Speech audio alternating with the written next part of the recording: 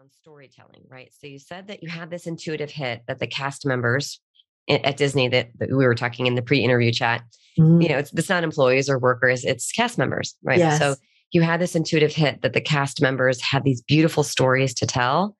How did you, maybe you never had this internal committee. I can't even say the word on a podcast because it's itty bitty committee. It's that negative voice that says, no, somebody must have already done that. Or are you the right person to do that? Or, how is that really going to work? Or how am I going to fit that in? Right. So first of all, tell us if you had that internal dialogue and how you overcame it. The reason why I wanted to ask this is I think that there are so many people that are listening that might have that same kind of like desire to integrate what they love into what they do professionally.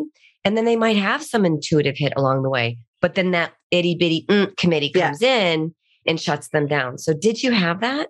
Well, of course. I mean, I wrote my first book in my 50s. So I was kind of thinking, gee, am I too old for this? Am I too old to, start? And my answer was no. Why not? Age is just a number. So that was kind of my first thought of, being a bit of a roadblock.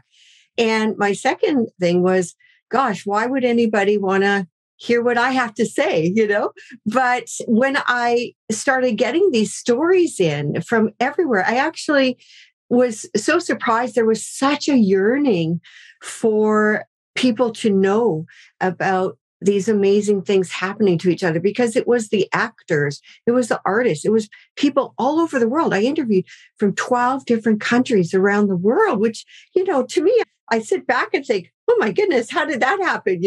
But it happened. And so I just thought, well, the worst thing you could ever do is not try at all. I'd rather try and see if I have to change direction. Not that I would quit, I would just change direction, but I'd rather have tried than not try at all. Because if you don't try, you'll never know.